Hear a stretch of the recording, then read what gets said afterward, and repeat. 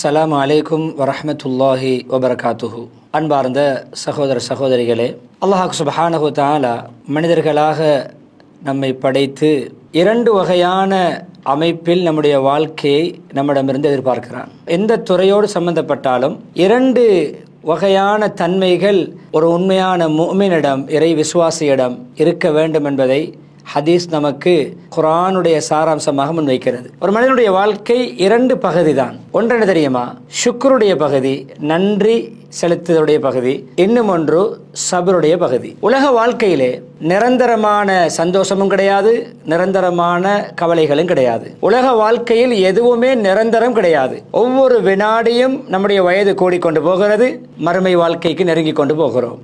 மௌத்திலிருந்து என்ன count down நடக்கிறது, மேலிருந்து கீழ் குறைகிறது. உதாரணமாக 100லிருந்து 99, 98, 97 எங்கிருந்து மறுமை வாழ்க்கையிலிருந்து. உலகத்துடைய வாழ்க்கை 1, 2, 3 என்று வயது கூடிக்கொண்டு போகிறது. 60 வருடம் ஒருவருடைய ஆயுள் என்றால், அவர் ஒரு வயது குழந்தையாக இருக்கின்ற பொழுது அவருக்கு எஞ்சி இருப்பது 59 வருடங்கள். 10 வயது இருந்தால் அவருக்கு எஞ்சி இருப்பது 50 வருடங்கள். எனவே இந்த வாழ்க்கையிலே இரண்டு வகையான தன்மைகள் நம்மிடம் ஆழப்பதிய வேண்டும் நம்முடைய மனதிலே. இந்த இரண்டு தான். அந்த இரண்டும் இல்லாத மூன்றாவது ஒன்று இருக்கும் என்றால் அது அல்லாஹ்வுடைய திருப்திக்கு மாற்றமாக இருக்கும். சபர், வருகின்ற சோதனைகளிலே பொறுமை செய்வது, கிடைக்கின்ற நியாமத்துகள், பாக்கியங்களுக்கு நன்றி செலுத்துவது. ஆனால் நியாமத் என்று சொல்லுகின்ற பொழுது நியாமத் இல்லாதவர், பாக்கியங்கள் அருட்கொடைகள் கொடுக்கப்படாதவர் என்று யாரும் கிடையாது. எல்லோருக்கும் நியாமத் இருக்கிறது. அதனால் கண்ணியமானவர்களே, வஇத்தஅذன ரப்புக்கும் லஇன் ஷகர்தும் லஅஸீதன்னகும். இறைவன் நமக்கு ஒரு பிரகடனம் செய்திருக்கிறான், ஒரு முடிவாக நமக்கு ஒரு கட்டளையிட்டிருக்கிறான். நீங்கள் நன்றி மனப்பான்மையோடு நடந்தால் லஅஸீதன்னகும், நான் அதை இன்னும் விஸ்தரிப்பேன், அபிவிருத்தி செய்வேன். எந்த நியாமத்துக்கு நன்றி செலுத்துகிறோமோ அது விஸ்தரிக்கப்படும், அது கூடும், அது வளரும். பொறுமை என்பது மேடு பள்ளம் வருவது போன்று உலக வாழ்க்கையிலே காலையில் சந்தோஷமாக விழிப்போம், இரவு தூங்கும் பொழுது கவலையான ஒரு செய்தியோடு இரவு கழிப்போம். இரவு சந்தோஷமாக உறங்கி இருப்போம், காலையில் எழுந்தவுடன் சில கவலையான விடயங்கள் நமக்கு நடக்கும். நேற்று ஆரோக்கியமாக இருந்தோம், இன்று நோயோடு இருப்போம். இன்று நோயாளியாக இருப்போம், நாளை சுகதேகியாக மாறுவோம். இதுதான் வாழ்க்கை. ஆனால் இஸ்லாம் என்ன சொல்கிறது?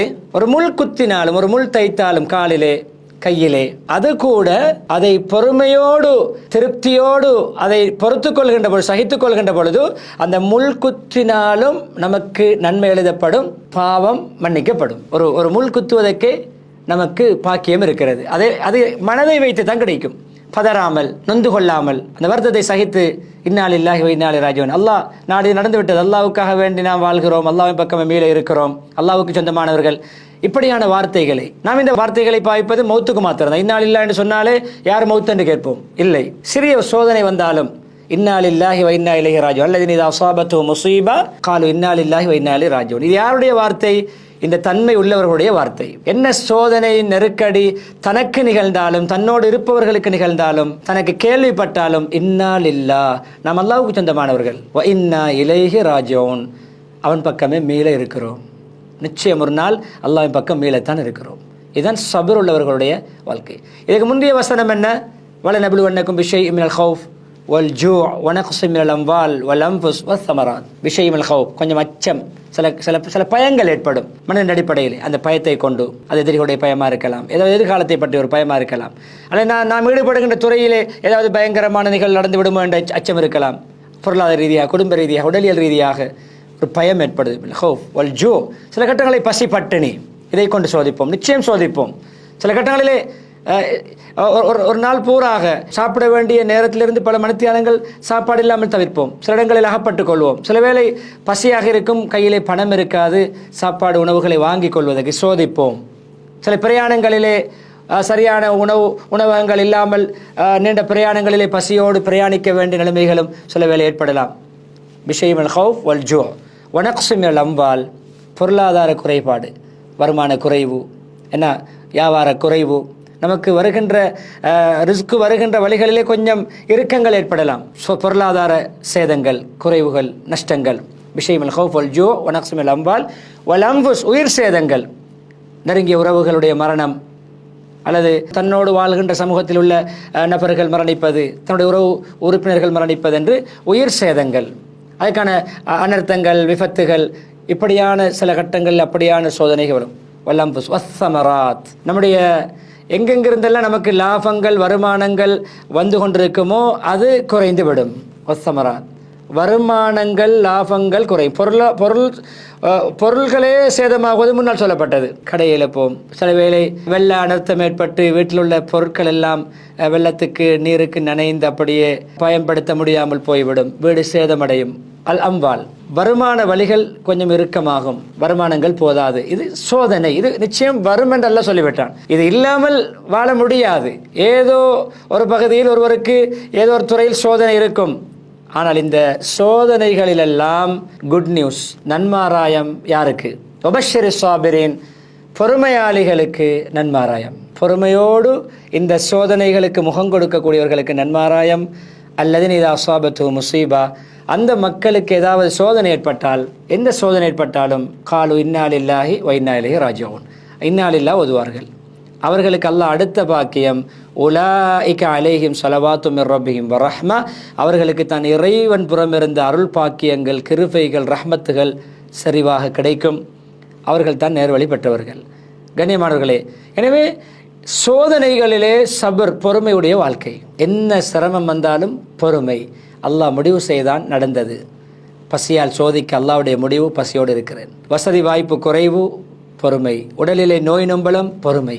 சில நபிமார்களே அல்லாஹ் சோதித்தான். உடலிலே கிட்டத்தட்ட 17, இன்னொரு கருத்தில் 19, இன்னொரு கருத்தில் 21 வருடங்கள், ஏதோ 17 வருடங்களுக்கு மேலாக, குறைந்தது 17 வருடங்களுக்கு மேலாக அய்யூப் அலைஹிஸ்ஸலாத்துக்கு அல்லாஹ் நோயை கொடுத்து சோதித்தான். அவர்களுடைய தோளில் ஒரு வகையான புண்ணுகள், காயங்கள், அவர்களுடைய தோளில் எல்லாம் சோதித்தான். பொறுமை காத்தார்கள். அல்லாஹ்வுக்காக வேண்டி அல்லாஹ் தந்தான், அந்த நோயை கொண்டு அல்லாஹ் சோதிக்கிறான், நான் பொறுமை செய்கிறேன். அல்லாஹ்வுடைய வணக்க வழிபாடுகளில் எந்த குறை, நான் தொழ மாட்டேன், நான் திக்ர் செய்ய மாட்டேன், நான் உன்னை துதிக்க மாட்டேன், உனக்கு நன்றி செலுத்த மாட்டேன் என்று அல்லாஹ்வோடு விவாதிக்கவில்லை. மனமுடையவில்லை, மனம் தளரவில்லை, நொந்து கொள்ளவில்லை. அல்லாஹ்வுடைய அந்த விதியை பொருந்தி கொண்டார்கள். ஷிபாவை கேட்டுக்கொண்டு அன்னி மஸ்ஸனி அத்துர் வ அன்த அர்ஹமுர் ராஹிமீன், யா அல்லாஹ் எனக்கு கஷ்டம், சரியான வருத்தம். அல்லாஹ்விட சொல்கிறார்கள், அன்னி மஸ்ஸனி அத்துர், சரியான வருத்தம், நோவாக இருக்கிறது யா அல்லாஹ். வாந்த அர்ஹமுர் ராஹிமீன், நீ மிக பெரும் கிருபையாளன். 17 வருடங்கள் அல்லாஹ்விடம் துவா கேட்டுக்கொண்டே இருக்கிறார்கள். குணமாகிய பாடலை, கொஞ்சம் குறைவதும் கூடுவதும், நோய் பூர்த்தியாக குணமாகவில்லை. ஒரு கிதாபிலே பார்த்த ஞாபகம், சொன்னார்களாம் எல்லா இடங்களிலும் அந்த காயங்கள், ஒரு வகையான புண்ணு. சொன்னார்களாம், அல்லாஹ்வை துதிக்கக்கூடிய, அல்லாஹ்வுடைய பேர் நாமங்களை மொழியக்கூடிய, அல்லாஹ்வுக்கு நன்றி செலுத்தக்கூடிய நாவும் உள்ளமும், ஒரு கருத்திலே 2 சிற்றுறுப்புகள், முக்கியமான உறுப்புகள். நாக்கை அல்லாஹ் ஆரோக்கியமாக வைத்திருக்கிறானே, அல்லாஹ்வுக்கு எல்லா புகழும். உடம்பிலும் காயம், 99% உடல் உறுப்புகள் நோய், நாக்கு மாத்திரம் சுகம். நாக்கில் அந்த புண்ணு இருக்கவில்லை, அந்த நாக்கு சுகமாக இருக்கிறதே, அல்ஹம்துலில்லாஹ் என்று சொன்னார்களாம். இப்படி பார்த்தால் யாருதான் அல்லாஹ்வோடு நொந்து கொள்வோம்? யாருதான் கலாக்கதரை கசப்பாக பார்ப்போம், விதியை வெறுப்பாக பார்ப்போம்? ஆனால் என்ன நடந்தது? பொறுமை. இன்னல்லாஹ் மா ஸாபிரீன் வபஷ்ஷிரி ஸாபிரீன், பொறுமையாளர்கள் நன்மாராயம். என்ன நன்மாராயம்? அந்த கஷ்டம் நீங்கும், அந்த சோதனை நீங்கும், அந்த கவலை சந்தோஷமாக மாறும், அந்த நெருக்கடி விசாலமாக மாறும், அந்த குறைபாடு நிவர்த்தி செய்யப்படும், குறைவு நிறைவாக மாறும். இதன் நன்மாராயம். சொர்க்கத்திலும் பொறுமையாளர்களுக்கு, பொறுமையோடு வாழ்ந்தீர்களே, சலாமுன் அலைக்கும் பிமா சபர்தும், நீங்கள் பொறுமையாக வாழ்ந்ததனால் உங்களுக்கு சாந்தி உண்டாகட்டும், சமாதானம் உண்டாகட்டும். மலக்குமார்கள் வாழ்த்துகின்ற வார்த்தை சலாம். மலக்குமார்கள் சொர்க்கத்திலே வரவேற்று சொர்க்கவாசிகளுக்கு சொல்கின்ற நன்மாராயம் சலாம் என்ற சொல். அந்த சலாம் என்ற வார்த்தை தெரிவிப்பதற்கு, வரவேற்பை சொல்வதற்கு அவர்கள் சொன்ன காரணம் என்ன தெரியுமா? பிமா சபர்தும், நீங்கள் பொறுமையோடு வாழ்ந்தீர்களே, சொர்க்கத்திலே தாராளமாக அனுபவியுங்கள், உங்களுக்கு சாந்தி உண்டாகட்டும், நல்ல நிம்மதி உண்டாகட்டும். எனவே மலக்குமார்கள் கூட சொர்க்கவாதிகளுக்கு சொல்கின்ற காரணம், உங்களுக்கு இந்த பாக்கியங்கள் கிடைப்பதற்கு காரணம் உங்களுடைய பொறுமை. அய்யூப் அலைஹிஸ்ஸலாம் பொறுத்தார்கள். 17, 18, 19 வருஷங்கள் பொறுத்தார்கள். ஒரு நாள் கூடவே மனைவி நல்ல முறையில் ஊழியம் செய்தார்கள். உண்மையிலே கஷ்ட காலங்களில் தான் கூட இருப்பவர்களே உண்மையான அன்புள்ளவர்கள் யார், நம்மை உண்மையாக நேசிப்பவர்கள் யார் என்று விளங்கும். நோயிலே விளங்கும். ஒரு செல்வந்த ஒருவர் நஷ்டமாகினால் லொஸ்ஸாகினால் விளங்கும். யார் கூட இருந்தவர்கள் உண்மையிலே விசுவாசிகள் என்று. பணத்துக்காக தொங்கினார்களா அல்லது என்னோட உண்மையான விசுவாசமா? அதே போன்று ஆரோக்கியமாக இருந்த கணவர் நோயாளியாக இருக்கின்ற பொழுது குடும்பத்தில் எல்லோரும் கொஞ்சம் ஒதுங்கி விட்டார்கள், ஒரு வகையான தோல் சம்பந்தப்பட்ட ஒரு காயங்கள் என்று சொல்லி. ஆனால் அன்பு மனைவி, ரஹ்மா என்று சொல்லக்கூடிய மனைவி, அந்த பேருக்கு ஏற்றவாறே அன்புள்ள பாசமுள்ள ஒரு மனைவியாக ஊழியம் செய்தார்கள். ஒரு நாள் கணவரை வெளி தேவைக்காக அவர் அந்த வெளி தேவைக்கு அனுப்பிவிட்டு இங்கே வெயிட் பண்ணி கொண்டிருக்கிறார், காத்து கொண்டிருக்கிறார். உள்ளே போன கணவர் வெளியே வருகின்ற பொழுது வித்தியாசமான தோற்றம், அழகான தோலமைப்பு, உடம்பெல்லாம் அழகான தோற்றம் இருந்த அவருடைய முக வாக்கை விட வித்தியாசமாக வருகிறார். இவர்கள் அடையாளம் கூட காணவில்லையாம். இவர்கள் அடையாளம் காணாமல் கேட்டார்கள், என்னுடைய கணவர் ஐயூப் அவருடைய வெளித்தேவையை முடிப்பதற்காக உள்ளே சென்றார் அந்த குளியலறை, கண்டீர்களா? தாமதமாக இன்னும் வரவில்லை. அவர்கள் சொன்னார்களா, நான் தான் உன்னுடைய கணவர். அல்லாஹ் ஒரு என்ன தெரியுமா அல்லாஹ் கொடுத்தான் அந்த நிவாரணத்துக்கு? அந்த பொறுமையுடைய வெற்றி, அந்த பொறுமை, அல்லாஹ்வுடைய அந்த அந்த அந்த நோயை, அந்த கஷ்டத்தை மனதார பொறுத்து ஷிஃபாவையும் கேட்டுக்கொண்டு அன்னி மசனி ஷைத்தான் பினோஸ் அன்னி மசனி அல்லோர் துவாவதி கொண்டு தான் இருந்தார்கள், சிகிச்சை செய்து கொண்டு தான் இருந்தார்கள். ஆனால் ஷிஃபா கிடைக்கும் வரை பொறுமை. அல்லாஹ் 2 நீர், பச்சை தண்ணீர்னு சொல்லுவோம், என்ன உருக்குல் பிரிஜ் ஹாதா முக்தசலும் பாரதி மஷராப். ஒரு தண்ணீரை காட்டி அல்லாஹ் சொன்னானாம், அதை கொண்டு காலை அசைத்து அதிலே குளியுங்கள்.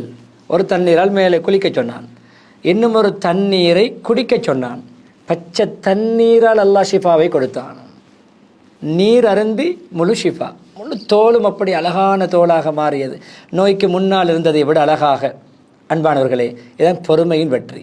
என்ன துறைகளில் யாருக்கு என்ன கஷ்டம் சிரமம், அது உடலியல் ரீதியாக இருக்கலாம், பொருளாதார ரீதியாக இருக்கலாம், குடும்ப ரீதியாக இருக்கலாம், சமூக ரீதியாக இருக்கலாம், என்ன தொழில் துறைகள் சம்பந்தப்பட்ட தொழில் புரிகின்ற இடங்களில் இருக்கலாம், அல்லது ஏதாவது மனசு சம்பந்தப்பட்ட கஷ்டங்கள் வருத்தங்கள் இருக்கலாம், உடம்பிலே என்ன, அதே போன்று மானசீக ரீதியாக என்ன கஷ்டங்கள் நெருக்கடிகள் சிரமங்கள் இருந்தாலும் சாபிர், பொறுமைசாலி என்ற அந்த அடையாள சின்னத்தை நாம் அணிந்து கொள்கின்ற பொழுது நமக்கு ஈட்டிலே அந்த சிரமமும் இல்லாமலாகும். ஃபஇன்னமால் உஸ்ரி யுஸ்ரா, கஷ்டத்தோடு இலேசு இருக்கிறது. ஃபஇன்னமால் உஸ்ரி யுஸ்ரா, அதே கஷ்டத்தோடு இன்னுமொரு இலேசு இருக்கிறது. ஒரு கஷ்டம் வந்தால் 2 இலேசுகள் வரும், ஒரு நெருக்கடி வந்தால் 2 விசாலங்கள் வரும், ஒரு வருத்தம் வந்தால் 2 சௌகரியங்கள் வரும். எனவே ஒரு கஷ்டத்தோடு இரட்டை லாபம், இரட்டை பெருபேறு இருப்பதாக அலம் நஷ்ரஹ் சூராவிலே நபி அவர்கள் ஸல்லல்லாஹு அலைஹி வஸல்லம் மிகவும் மனது நொந்த கட்டத்தில் இறங்கிய சூரா அது. என்ன மனது நொந்த கட்டம் என்றால், ஒன்று ஹதீஜா ரலியல்லாஹு அன்ஹா அன்பு மனைவியை இழந்த வருடம், பெரியப்பா அபூ தாலிபை இழந்த வருடம். 2 பேரும் வலக்கரமும் இடக்கரமும் போன்று நபியவர்களுக்கு பக்கபலமாக இருந்தவர்கள். ஆமுல் ஹுஸ்ன் என்ற அந்த வருடத்துக்கு பேர், துக்க ஆண்டு. நபியவர்கள் கவலையான சம்பவங்களுக்கு முகம் கொடுத்த ஆண்டு. அதுக்கு ஆறுதலாக நபியவர்களை மோட்டிவேட் பண்ணி, நபியவர்களை ஊக்கப்படுத்தி உற்சாகப்படுத்தி, நபியவர்களை இன்னும் என்ன ஆறுதல் படுத்த இறங்கிய சூறாக்களில் ஒன்றுதான் அலம் நஷ்ரஹ் சூரா. அதில் அல்லாஹ் சொல்கிறான், அலம் நஷ்ரஹ் லக சத்ரக், உங்களுடைய உள்ளத்தை, நெஞ்சை நாங்கள் விசாலப்படுத்தவில்லையா, விரிவாக்கவில்லையா, அந்த நெஞ்சை கழுவி சுத்தப்படுத்தியது. வவதஅனா அன்க விஸ்ரக், உங்களை விட்டு உங்களுடைய சகல கஷ்டங்கள் சிரமங்கள் சுமைகளை அகற்றவில்லையா, வாழ்க்கை சிரமங்களை போக்கவில்லையா. அல்லது அன்கத தஹ்ரக், உங்களுடைய முதுகை முறிக்கும் அளவு சுமை தாங்க முடியாத, ஈமான் இல்லாமல் தாங்க முடியாது. அவ்வளவு சோதனைகள் நபி அவர்களுக்கு. எவ்வளவு சோதனைகளை கேள்விப்பட்டிருக்கிறோம், வாசித்திருக்கிறோம், பேசியிருக்கிறோம், செவியேற்றிருக்கிறோம். அந்த சோதனைகள் எல்லாம் நபி அவர்கள் அந்த ஈமானிய பலத்தால், சபர் பொறுமை என்ற ஆயுதத்தால் முகம் கொடுத்தார்கள். கேடயத்தால், பொறுமை என்ற கேடயத்தால் நபி அவர்கள் தாக்கு பிடித்தார்கள். வீட்டிலே அல்லாஹ் எவ்வளோ கண்ணியங்களை கொடுத்தான், பாக்கியங்களை கொடுத்தான். அல்லது அன்கதஹர் வரஃபஅனா லக திக்ரக், இந்த கஷ்டங்களிலே நீங்கள் பொறுத்தீர்கள், நீங்கள் அதை மனதார பொருந்திக் கொண்டு வாழ்ந்தீர்கள், உங்களுடைய பேர் நாமத்தை உயர்த்தினோம், உடைய உலகறிய செய்தோம், உடைய பெயரை நாங்கள் பாருங்கள். நபி ஸல்லல்லாஹு அத்தஹியாத்திலே நபி அவர்கள், அதானிலே நபி அவர்கள், இகாமத்திலே நபி ஸல்லல்லாஹு அலைஹி வஸல்லம் அவர்கள், கலிமா சொல்லும் பொழுது பிற்பது நபி ஸல்லல்லாஹு அலைஹி வஸல்லம் பேர், எல்லா இடங்களிலும் எத்தனையோ பேருடைய பேருக்கு முன்னால் முஹம்மத். உலகத்தில் இருக்கின்ற முஸ்லிம்களிலே பெயர் வைக்கப்பட்ட பெயர்களை பட்டியலிட்டால் முஹம்மது என்ற பெயர் அதிகம். ஏன் அவ்வளவு அன்பு, எவ்வளவு மரியாதை. உங்களை நாங்கள் அப்படியே உலகத்துக்கும் உங்களை பிரஸ்தாபப்படுத்தி விட்டோம், பிரபலியப்படுத்தி விட்டோம், உயர்த்தி விட்டோம். நபி அவர்களை புகழாத பாடாத பாராட்டாத ஸலவாத்து சொல்லாத ஒரு முஸ்லீம் உலகத்தில் இருக்க முடியுமா? ஏன்? அந்த பொறுமையுடைய பிரதிபலன், அந்த சிரமங்களை பொறுத்து கொண்டு வாழ்ந்த ஒரு பிரதிபலனாக நபி ஸல்லல்லாஹு அலைஹி அவர்களை கொடுத்தான். எனவே இந்த கஷ்டத்தோடு 2 லேசுகளை தந்தோம் என்று நபியர்கள் எல்லாம் சொல்ல ஃபைதா ஃபரக்த ஃபன்ஸப் வைதா ரப்பிக ஃபர்கப். நீங்கள் ஒரு வேலை முடித்துவிட்டு அடுத்து நீங்கள் இறைவன் பக்கம் பச்சாதாபப்பட்டு அமல் செய்ய வேண்டும். தியாகத்தோடு இறை வணக்கத்தில் ஈடுபட வேண்டும். இறைவனின் பக்கமே தேட்டம் கொள்ள வேண்டும். உங்களுடைய முழுமூச்சான குறிக்கோளும் தேட்டமும் இறைவன் பக்கம் இருக்க வேண்டும் என்று நபி அவர்களுக்கு ஸல்லல்லாஹு அலைஹி வஸல்லம் அவர்களுக்கு சொல்வதன் மூலம் எங்களுக்கும் அல்லாஹ் பாடம் படித்தார்கள். எனவே 2 பகுதிகளில் ஒன்றை பேசினேன். அடுத்த சந்தர்ப்பத்திலே நன்றி ஷுக்ரை பற்றி உங்களோடு சில விடயங்களை பகிர்ந்து கொள்வேன் என்ற அறிவிப்போடு விடைபெறுகிறேன். ஆஹிர் தாவானா அனில் ஹம்துலில்லாஹி ரப்பில் ஆலமீன். வஸ்ஸலாமு அலைக்கும் வரஹ்மத்துல்லாஹி வபரகாத்துஹு.